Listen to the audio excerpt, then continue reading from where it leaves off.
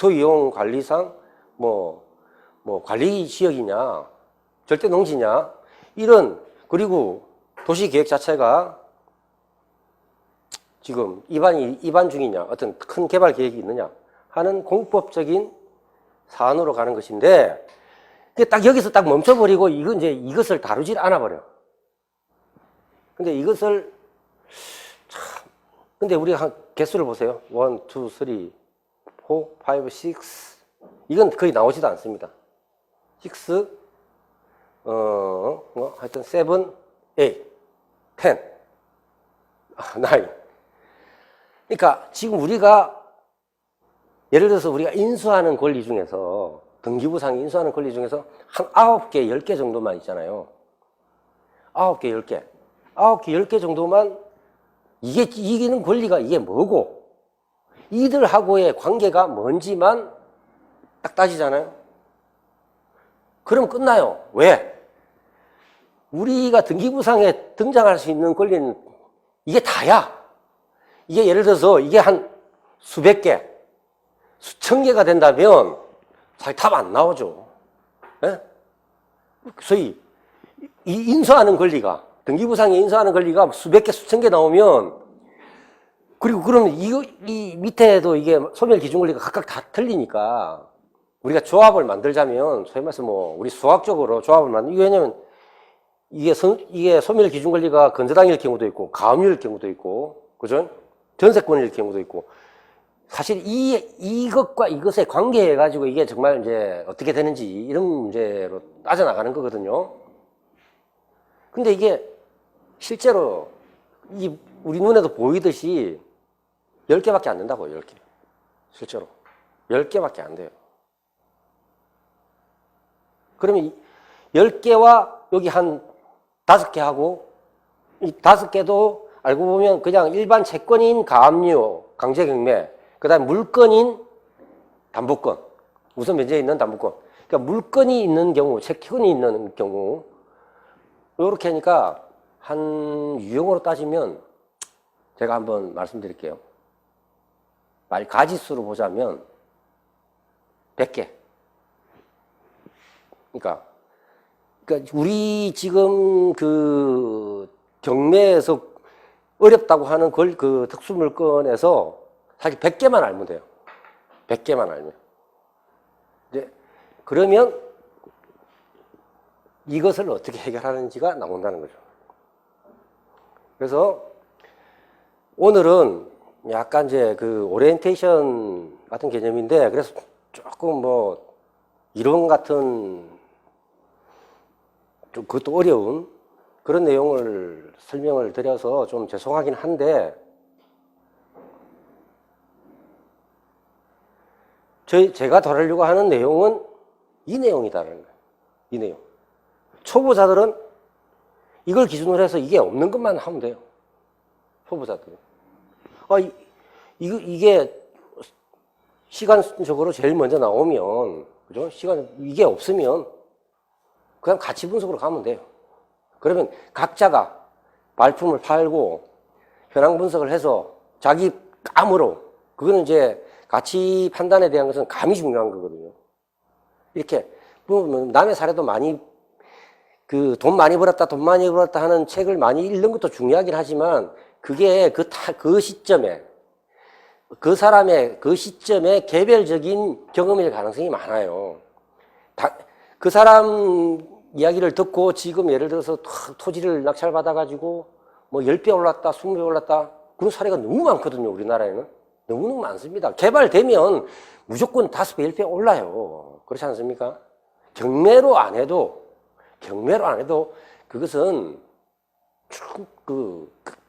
발품 팔고 현재 2018년 그 시점에 동일한 돈을 가지고, 그죠? 동일한 돈을 가지고 예를 들어서 어떤 투자 방식으로 할 거냐, 어떤 땅을 살 거냐, 어떤 아파트를 살 거냐 하는 것은 각자가 이 개별적인 노하우를 밟아야 됩니다. 근데 저는 원리와 원칙과 방법, 권리 분석하는 방법, 그것을 딱 제가 3위일체라는 개념으로 이야기를 하는데 원리가 딱 세 개가 나와요. 원리는 세 개만 알면 된다는 거죠. 그죠? 자, 그래서 다시 조금 어차피 사례에서 등장하니까 조금 이론을 빨리 한번 쭉 살펴보도록 할게요.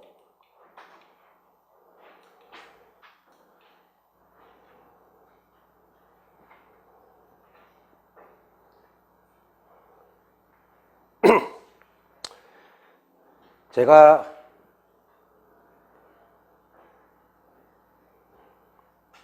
지금 삼위일체 경매론이다. 이쪽을 보십시오. 어차피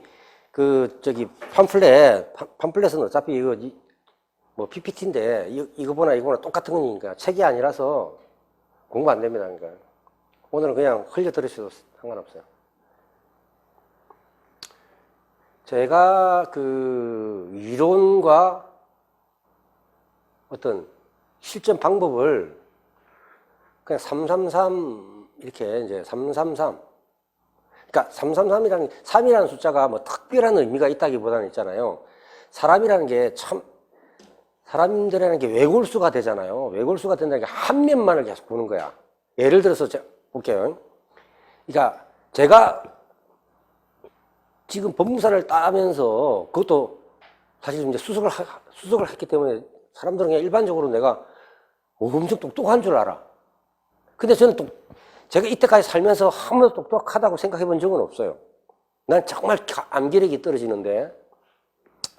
그러니까 사람이 역지사지하는 거 있잖아요. 역지사지한다라고 하는 그 개념이 가장 중요해요. 왜냐하면 면을 읽는 거거든요. 면. 다른 면을 읽는 거라고요.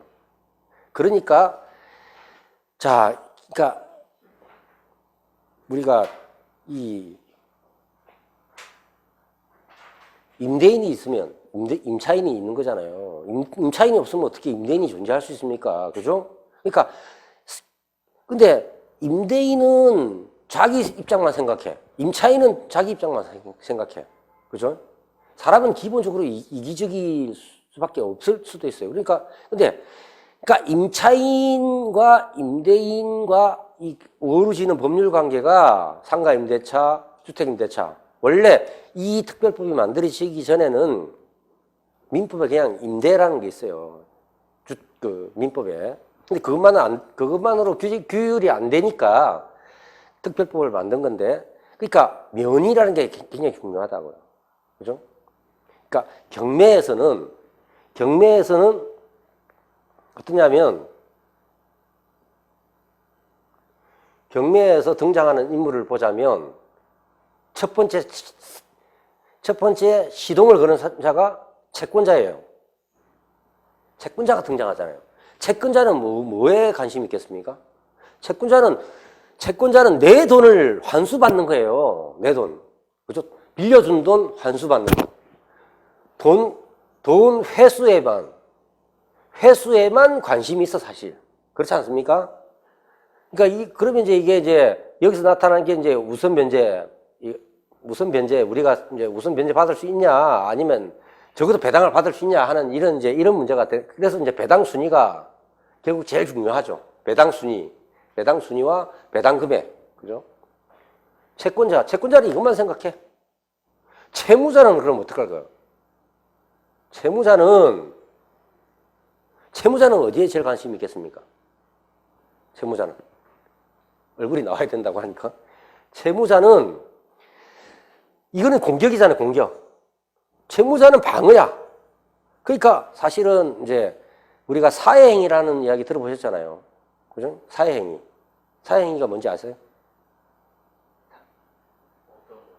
사회행위 한다 하는 말 못 들어보셨어요? 아니, 죄송할 건 없어요. 그러니까 세상을 이제 이렇게 법 없이도 살 때 이제 사회행위라는 용어를 필요 없는데, 이제 부도가 난다. 사람이든 기업이든 부도가 날 수 있잖아요.